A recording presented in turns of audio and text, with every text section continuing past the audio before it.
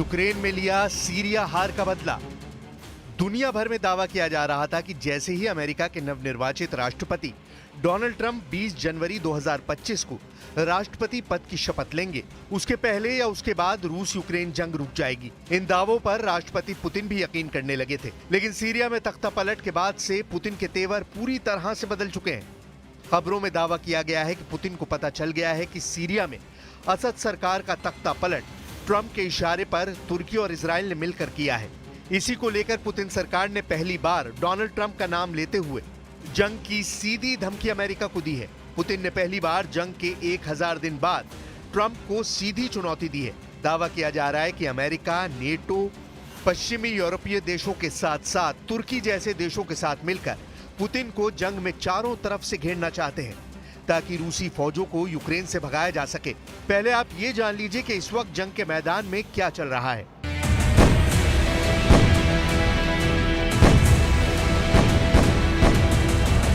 Syria में जो कुछ भी हुआ उसके पीछे अमेरिका, इजराइल और तुर्की का हाथ माना जा रहा है। इन देशों ने मिलकर पुतिन के रूस को सीरिया से खदेड़ दिया है और ईरान की सेना को सीरिया से भागने पर मजबूर कर दिया है। ऐसे हालात में अब रूस ने भी नहले पर दहला मारने का फुल प्लान बना लिया है।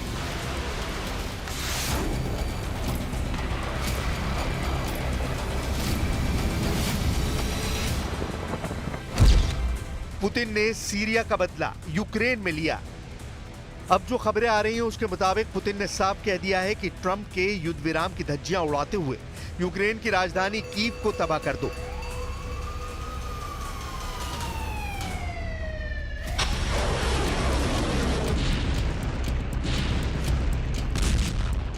जैसे अमेरिका के इशारे पर सीरिया की राजधानी दमिश्क को किया गया है।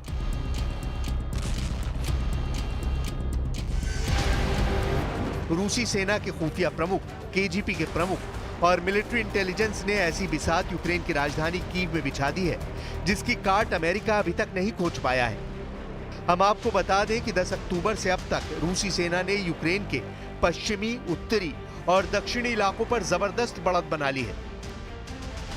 हालात यह है कि सिर्फ 10 दिन में ही यूक्रेनी सेना 180 मोर्चों से भाग चुकी है। खबर तो यहां तक है कि फरवरी 2022 से अब तक यूक्रेनी सेना के 1 लाख सैनिक जंग छोड़कर भाग चुके हैं। इधर नेटो की तरफ से हर तरह के हथियार, मिसाइल, तोप, टैंक भी यूक्रेनी सेना को जीत नहीं दिला पाए हैं। रूस के विदेशी खुफिया सेवा के निदेशक सरगई नारिश्कियान ने ऐसा दावा किया है जिससे साफ है कि रूस युद्ध विराम नहीं बल्कि जंग का फैसला युद्ध से ही करेगा।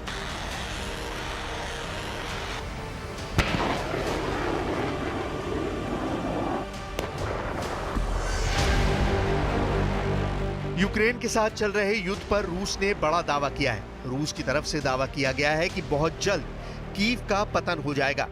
जैसे अमेरिका, इजराइल और तुर्की ने सीरिया में असद सरकार का पतन किया है, वैसा ही पतन अब रूस यूक्रेन का करने जा रहा है। रूसी विदेशी खुफिया सेवा के निदेशक सरगई नारिश्कियान ने दावा किया है कि मॉस्को का विशेष सैन्य ऑपरेशन अपने टारगेट हासिल करने के बेहद करीब पहुंच गया है। रूसी अधिकारी ने यूक्रेन के पश्चिमी समर्थकों पर भी तीखा हमला बोला है।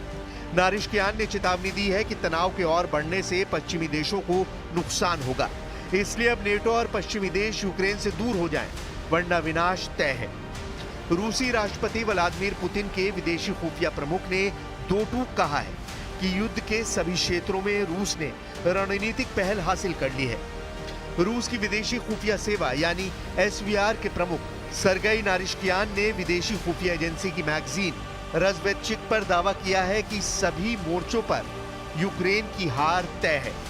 नारिश्कियान ने कहा कि सभी क्षेत्रों में रणनीतिक पहल हमारी है, हम अपने लक्ष्य हासिल करने के करीब हैं, जबकि यूक्रेन की सशस्त्र सेनाएं पतन के कगार पर हैं। नारिश्कियान ने यहां तक कह दिया है कि यूक्रेनी राष्ट्रपति वोलोदिमीर ज़ेलेंस्की ने रूस से बातचीत करने की क्षमता और मौका दोनों खो दिए हैं। नारिश्कियान, जो सोवियत काल के केजीबी के पहले मुख्य निदेशक हैं, जो टॉप अमेरिकी और पश्चिमी अधिकारियों के साथ लगातार संपर्क में हैं, इसलिए सरगई नारिश्कियान के दावे काफी गंभीर माने जा रहे हैं।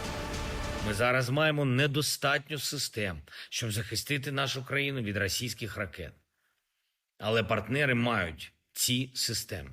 Знову і знову повторюємо, що ППО повинна рятувати життя, а не припадати пилом на базах зберігань.